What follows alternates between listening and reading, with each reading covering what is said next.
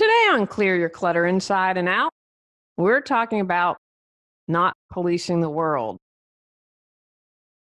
Do you sometimes feel like you have to police people in real life or on social media? Are you unsure of when you should get involved? Does it frustrate you when you feel someone is getting away with something? Learn why it's not your job to police the world as we continue our month focusing on We Are One.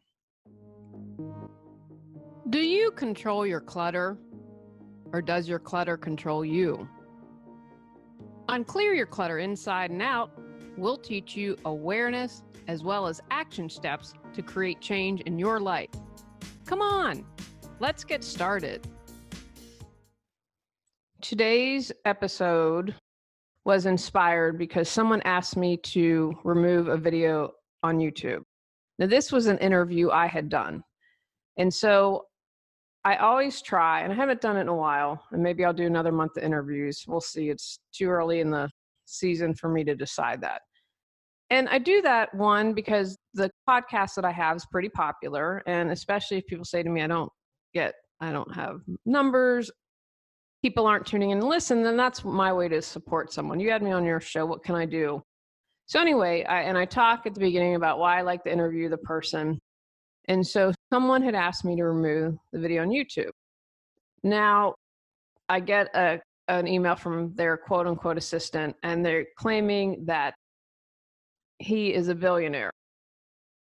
Well, the odds of that are pretty slim. And I'm going to keep it real that I think he's running a con. And so I did research, and in case you're wondering, there are over 2,000 billionaires in the world. He wasn't listed. And then Cotty, who's incredible, did all this listing, and she was like, these articles are self-written and they have all these typos, and when you look at who owns the magazine, like this award was given. She did all this crazy research, and then claiming to be out of the UK, but she said the website's not coming there. Really amazing what you can do in an hour of research. And so I struggled with this because my reasoning was, I'm not interested in policing the world, but then I thought, there are people like Bernie Madoff there, people who got all their money lost, right? They invested this guy. Now, again, if you think you have an unrealistic return, there's probably some little bit of greed going on there. I think you deserve it. So I really struggle with this because for me, it was a moral question. So I had posted in my women's group and got a lot of great advice. And kind of my reasoning was that I didn't want, if someone would do their due diligence and come across the interview, they might realize he's a con. And again, my educated guess is that he is running a scam because he says he only works with super wealthy people. Yet there was an article about a single mother that invested with him, which again, I don't believe, but just the thought of someone trying to get out of a hole or trying to do better in life and to be taken by a con really bums me out. Ultimately, what happened was I made the video private. I refused to delete it because I thought if something ever happens and they need something for court, then I have got that. And let's just say that I sent an anonymous email to a regulatory agency in the country where they claim to be living. And after I did that, and what I did was I sent along all the research. This is what this person's claiming. Although it was interesting on the site, they have like right away, it might be a scam if, and they included things. I thought, how great is that? And again, I don't know how things in other countries work, but I felt I had done my due diligence with that because I felt a moral obligation that what if I could have prevented this? In the big scheme of life, I believe we all make choices. We all said, hey, I'm going to come to Earth at this time and I want to try this out and I want to learn these lessons. And lessons that are stink and are painful are not fun. And if I were to lose all my money with a scam investor, I would be bummed out. Again, if someone chooses to do that, is it my job to interfere? We'll probably do a separate podcast on that.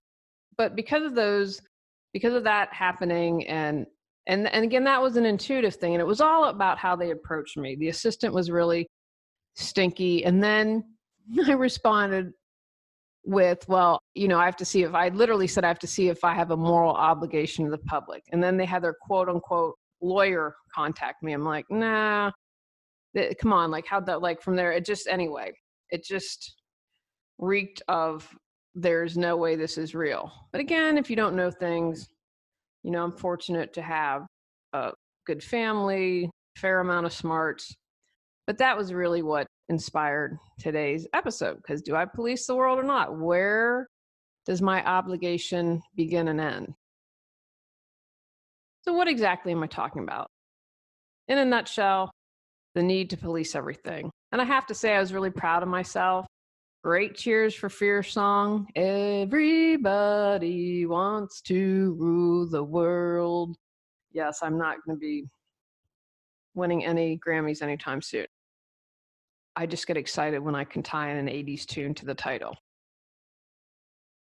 Talked about at the beginning of the month about the woman who was policing language. Is it her job to tell everyone that they're wrong? How much do you need to police the world? Examine your life. Where have you done this? Or when? Are there certain people you tend to police? Like maybe people that you believe have a different view than you that's wrong? Or maybe it's people in your family, you think they don't have good judgment, so it's your responsibility to police their actions and how they respond and what they do. Where has this happened to you? Who tried to maybe police what your beliefs, what you thought, what you said? How did it feel? I'm betting it probably didn't feel so good. We want to be adults and take responsibility and not be told what to do. At least I do. I shared also, I think, in another episode, getting solar and the HOA. And this older woman was trying to police and not have solar happen without facts. And I was super proud of myself because I know myself well. And I thought I had an edge to my voice. And someone ended up emailing me the next day and say, wow, you should be on the board. You're so articulate and succinct, and you got your point of view across. And I was really impressed. And I'm thinking the entire time, like, oh, is there an edge? Because I'm annoyed because it was crazy. At one point, she said, well, what if there's a storm? And the solar rep was there. And she said, well, there are protected up to golf size hail. Well, if my solar panels are damaged, your roof's probably going to be damaged. I mean, it just became ridiculous. But I did not like being policed. Able to center myself and stay calm, but it was not fun. So take some time. Where are you policing? Because really, police is kind of about control, isn't it? So where do you feel the need to control? Where do you feel moral obligation, or that you're the moral authority on something, right? That's kind of a interesting line to walk. And where have you had it done to you? How did you react in the moment? Would you have tried to have a different outcome? Were you able to keep calm and cool like I was? Or did you lose it? Why do we feel the need to police others? Right, because we're always driven by a need, desire, or want. And very rarely do we do something out of the goodness of our heart. We're moving towards there. I feel like we're getting there. We're going through some of the sludge and muck right now. But I feel that we're getting there. Maybe you feel the need to please others because you have these high expectations of yourself, of your importance, of you're feeling like it's a job or your responsibility to police people. I know the best language for humanity, so I will police everyone who uses you guys or other phrases that I deem incorrect. Right? That's not only a great expectation of yourself, it's a a feeling of superiority. Well, I know what's best for others, so I must share my wisdom and bring them into the fold. Feeling like you're superior is not fun. They feel that way, you're going to be policing a lot, probably a lot of the time. Perhaps you're a people pleaser. I want everyone to like me, so I want to make sure no one is taken advantage of by this con man. So I'm going to make sure that I stop it before it starts. I want everyone to like me in the neighborhood, so I'm not going to install solar. And I will police others of the evils of solar. And I'm going to tell them what is wrong, because that way I'm saving the neighborhood from sure disaster of solar panels. I know it's a little nutty, but truthfully, that's kind of based on the comments where she was coming from. Or maybe you police other because you fear you'll get in some kind of trouble. Or if that doesn't happen, that someone else might see you less than. My husband won't see me as a Cape Crusader if I remove this YouTube video or if I don't stand up to the injustice that I think this man is committing. He does not see me as a Cape Crusader at all. Those of you that listen to the podcast or listen a long time or watch know that I write notes and then I kind of just say a little intention and for people to hear what they need to hear. And so these are just examples, probably somewhat obviously off the top of my head. Or like the person with solar, fear that our home values are going to get lowered if we allow solar. And we're going to be in trouble if we don't get as much money for our homes. Which actually, if you're thinking about solar, I encourage you to do the research, because that's definitely not what the research says. And Fannie Mae just announced something about, I believe it was Fannie Mae, that's one of the biggest loaners in the country. So check that out. Feel stuck, but have no clue what you need to do to move forward? Would you like to feel energized and excited every day? Are you ready to create the life you desire? Julie Coraccio supports you in finding the answers within and then taking action to make changes happen. Visit reawakenyourbrilliance.com to learn how Julie can support you with life coaching. A lot of times I think that the need to police comes from a very strong sense of what is right and what is wrong. Very ethical. Once when I was living in Los Angeles, I don't know what I was talking to about my Uncle Jim, and he said, I'm not surprised you feel that way. Your parents are the two most ethical people I know. So it's no surprise that you would respond in this way. I think for me, because I've seen people taken advantage of, when I first started my business, I had an elderly client, and I was amazed at the number of scams that were thrown her way. And I don't know if, as you get older, that your capacity to understand, I don't know if it's just part of the aging process or you're not as, you don't do due diligence or you don't understand. I don't know if it's a sign of dementia, having a grandmother with Alzheimer's. I can understand that, except that, that's just a fascinating disease. Anyway, I had to help this client. I was hired to help her declutter and organize, but I spent a lot of time getting her out of scams. And, that's when I adopted all the things my father said to me as a child. We can do this easy way or the hard way. Look, I get it's just a job for you, but we're going to stop these. I want her credit card. Anyway, just an inordinate amount of time. And so for something like that, when I see someone taken advantage of, I definitely feel very strong. Well, that's quote unquote wrong.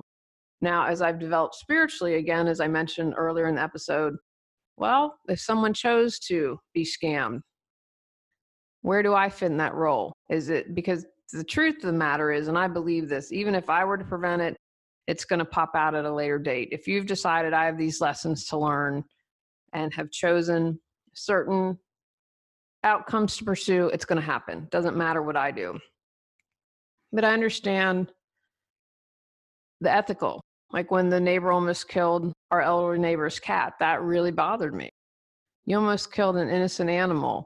You didn't do your due diligence to find out if the animal, the cat, belonged to someone. That really rankled my sense of right and wrong, especially when I tell the elderly, children, animals, people that are the most vulnerable and innocent of our society, still going to get my hackles up. You might feel the need to control things. That's what it was for me. It was an ethical thing. You, I believe, are scamming people out of money. I'm not okay with that. And sometimes, finally, people feel the need to try and police everything for a false sense of safety, right? Safety is an illusion. We feel out of control in our lives, so there's something we can control. I might be crazy in life, but I can control whether or not this guy has his business in the UK.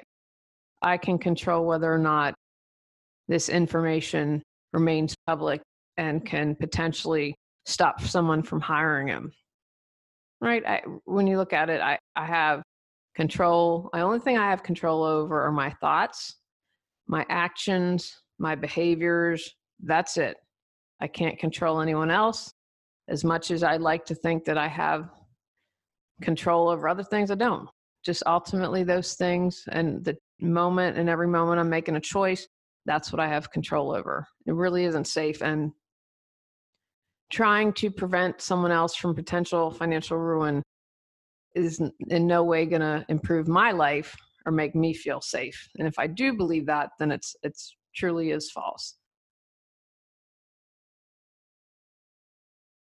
How do you stop policing others? First of all, just take a deep breath. That kind of is my go-to default thing to do. I feel the need to respond. I'm going to sit here and take a couple deep breaths. Let me think through this a little bit. How am I going to respond to this email? Is it really my job to get involved? What's going on here? What should I do? Let me just take a couple deep breaths, get centered, get neutral about the subject. A question that you can ask yourself: will you be personally harmed? Nah, if I'm not going to invest with this guy, I'm not going to be harmed. What about people you love? No, they're all too smart. No way they'd let that happen. Well, then maybe it's not my battle to get into.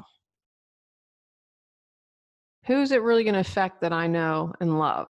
And it was interesting. I posted this in my women's group and got a lot of great responses. And I kind of, I've talked about this before. I think you need to kind of burst some things up. And so this woman, I was a couple paragraphs, and then she succinctly said what I was trying to say. But people were like, wouldn't you want to remove the video so you aren't associated with him if he is indeed a con man? And I was like, oh yeah, I never thought about it that way. So check in. Is it something personal to you? And you know what? And maybe then if you would be affected or someone you love, then absolutely stand up. You can only make that decision. But that's something worth asking yourself. Because remember, when you're spending time and energy on policing the world, that's time, energy you're taking away from yourself, whether it's to better yourself, whether it's giving yourself good care, whether it's spending time on your business, with your family, being creative. Everything takes time and energy. So that's something that you're going to want to think about. Is it really worth your time and energy? Is it worth it? Because most times it's not. Like, I didn't spend an inordinate amount of time. And truthfully, I'd had so much going on. I'm like, you know what? I'll deal with why it's me later. Because I said, okay, well, what's going on with you? What's moon? And I realized one of the things that had triggered me was my grandmother. I had one grandmother that had Alzheimer's. And boy, did we hit the jackpot with the caregiver for her. Talk about someone that you believe is sent from heaven. God love Tressie. You were an incredible woman, an incredible angel, and one of the most amazing human beings I've had the honor to meet. And my other grandmother, her mind was still sharp, but her body deteriorated physically, and she didn't want to be in home, and she wanted to stay at home, and so we had caregivers. Well, one of the caregivers, we were really blessed that we had one woman who was amazing and then left, and then we had people steal from her. My grandmother never treated herself to anything, which bummed me out. And someone stole a mink stole that she had. That was probably the nicest article of clothing. We know that they stole money. We figured it out pretty quickly. We shouldn't say we. I mean, I'm not part of that because I wasn't in Wheeling at the time. But to take advantage of my grandmother that I loved, that I had no control over, I couldn't do anything. The mink was long gone. It was never found. We don't know how much money was stolen. And my mother and my grandmother smoked. I mean, and a lot of the caregivers smoked. How often is it that you go to a place that lets you smoke? And my grandmother was generous and kind. And that really angered me that she was taken advantage of. So I figured out, like, okay, we'll examine more of that later. But that was the big trigger for me. Like, what if it's someone like my grandmother and seeing her being taken advantage of? And thankfully, she didn't lose all her money. It wasn't an investment. It's just people who were supposed to take care of her stole from her. Ask yourself, is there a legal reason you should do something? Again, showing my age here, like the last episode of Seinfeld when they didn't stop to help someone and there was that new law and it put them in jail. I didn't have really a legal reason. I'm not in the same country. I'm not a financial investor. It's an interesting debate. Someone wanted to sue a doctor's office because they called child services on them, and people were like, yeah, they felt it was a civil rights issue, and people are like, a doctor is obligated, and I can't remember what the term they use is it's mandatory something that if they suspect something, and someone explained, because it was a home birth, the child could have been kidnapped. There are all these things they said why someone might do it. And so the doctor, it looks like, I don't know, again, like just reading comments, that she probably didn't have a lawsuit because the doctor was a mandated reporter. I think that might have been the term. So perhaps if I was a financial person or investor, I would have kind of the same thing. I suspect that someone is a fraud and report it. But in this case, I didn't. So ask yourself, is there a legal reason you should do something? Bring it back to you. Be like a researcher, non-judgmental. I shared the story of my grandmother. That's when I had to take a moment and say, okay, this is really what's triggering in me. And again, have compassion for yourself. How great is it that I love my grandmother that much that it hurt me to see her harmed? I know many people, I've seen these posts of people who don't have family, heartbreaking post about someone not having, weren't in my area, or I'd invite her. She didn't live in this area, that she had no one to spend the holidays with. Had she cared for elderly relatives, they're all gone now, and she didn't have anyone. I'm grateful for everyone I have, and I'm grateful that I had a grandmother, and I'm pretty sure she's grateful that she had such an amazing granddaughter. I know, just bragging a little bit. Loved her dearly, miss her every single day. So where are you hurt? What wound is it bringing up? Take some time to do some self-examination. And finally, remember how it felt. If you have someone that polices you, it doesn't feel good to be called out and say, ugh, when you use the term you guys. And it's exhausting. It doesn't feel good. So if it doesn't feel good to you, it probably is not feeling good to others. Put yourself in the other person's shoe. How would it feel?